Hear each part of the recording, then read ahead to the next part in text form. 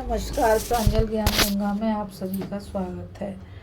हम संक्षिप्त महाभारत का पाठ कर रहे हैं जिसमें कि भीष्म पर्व चल रहा है।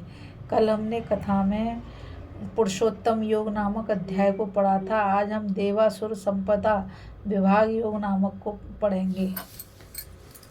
श्री भगवान बोले, भय का सर्वथा अभाव, अंतःकरण की पूर्ण निर्मलता, तत्व ज्ञान के लिए ध्यान योग में निरंतर दृढ़ स्थिति और सात्विक दान, इंद्रियों का दमन, भगवान देवता और गुरुजनों की पूजा तथा अग्निहोत्र आदि उत्तम कर्मों का आचरण एवं वेद शास्त्रों का पठन पाठन तथा भगवान के नाम और गुणों का कीर्तन, स्वधर्म पालन के लिए कष्ट सहन करना और शरीर तथा इंद्रियों के सहित अंतःकरण की सरलता, मन, वाणी और शरीर से किसी प्रकार भी किसी को कष्ट न देना, यथार्थ और प्रिय भाषण, अपना अपकार करने वाले पर भी क्रोध न होना, कर्मों में कर्तापन के अभिमान का त्याग, अंतःकरण की उपरति, किसी की भी निंदादि न करना, सब भूत प्राणियों में हेतु रहित दया, इंद्रियों का विषयों के साथ संयोग होने पर उनमें आसक्ति का न होना, कोमलता, लोक और शास्त्र से विरुद्ध आचरण में लज्जा और व्यर्थ चेष्टाओं का अभाव, तेज,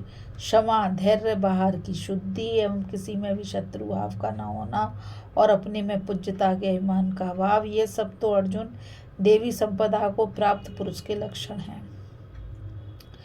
पार्थ, दम्भ, घमंड और अभिमान तथा क्रोध, कठोरता और अज्ञान भी ये सब आसुरी संपदा को लेकर उत्पन्न हुए पुरुष के लक्षण है। देवी संपदा मुक्ति के लिए और आसुरी संपदा बांधने के लिए मानी गई है। इसलिए अर्जुन, तू शोक मत कर, क्योंकि तू देवी संपदा को प्राप्त है। अर्जुन, इस लोक में मनुष्य समुदाय दो ही प्रकार के हैं, एक तो देवी प्रकृति वाला और दूसरा आसुरी प्रकृति वाला। उनमें से देवी प्रकृति वाला तो विस्तार पूर्वक कहा गया। अब तू आसुरी प्रकृति वाले मनुष्य समुदाय को भी विस्तार पूर्वक मुझसे सुन। आसुर स्वभाव वाले भी मनुष्य प्रवृत्ति और निवृत्ति इन दोनों को ही नहीं जानते, इसलिए उनमें ना तो बाहर भीतर की शुद्धि है, ना श्रेष्ठ आचरण है और ना सत्य भाषण ही है। वे आसुरी प्रकृति वाले मनुष्य कहा करते हैं कि जगत आश्रय रहित, सर्वथा असत्य और बिना ईश्वर के अपने आप केवल स्त्री पुरुष के संयोग से उत्पन्न है, अतएव केवल भोगों के लिए ही है, इसके सिवा और क्या है। इस मिथ्या ज्ञान को अवलंबन करके जिनका स्वभाव नष्ट हो गया है तथा जिनकी बुद्धि मंद है, वे सबका अपकार करने वाले क्रूरक्रमी मनुष्य केवल जगत के नाश के लिए ही उत्पन्न होते हैं। वे दम्भ, मान और मद से युक्त मनुष्य किसी प्रकार भी पूर्ण न होने वाली कामनाओं का आश्रय लेकर अज्ञान से मिथ्या सिद्धांतों को ग्रहण कर और भ्रष्ट आचरणों को धारण करके संसार में विचरते हैं तथा वे मृत्यु पर्यंत रहने वाली असंख्य चिंताओं का आश्रय लेने वाले, विषय भोगों के भोगने में तत्पर रहने वाले और इतना आनंद है इस प्रकार मानने वाले होते हैं। वे आशा की सैकड़ों फांसियों से बंधे हुए मनुष्य काम क्रोध के परायण होकर विषय भोगों के लिए अन्यायपूर्वक धनादि पदार्थों को संग्रह करने की चेष्टा करते रहते हैं। वे सोचा करते हैं कि मैंने आज यह प्राप्त कर लिया है और अब इस मनोरथ को प्राप्त कर लूँगा, मेरे पास यह इतना धन है और भी यह हो जाएगा। वह शत्रु मेरे द्वारा मारा गया और उन दूसरे शत्रुओं को भी मैं मार डालूंगा। मैं ईश्वर हूँ, ऐश्वर्य को भोगने वाला हूँ, मैं सब सिद्धियों से युक्त हूँ और बलवान तथा सुखी हूँ। मैं बड़ा धनी और बड़े कुटुंब वाला हूँ, मेरे समान दूसरा कौन है। मैं यज्ञ करूँगा, दान दूंगा और आमोद प्रमोद करूँगा। इस प्रकार अज्ञान से मोहित रहने वाले तथा अनेक प्रकार से भ्रमित चित्त वाले, मोह रूप जाल से समावृत और विषय भोगों में अत्यंत आसक्त आसुर लोग महान अपवित्र नरक में गिरते हैं।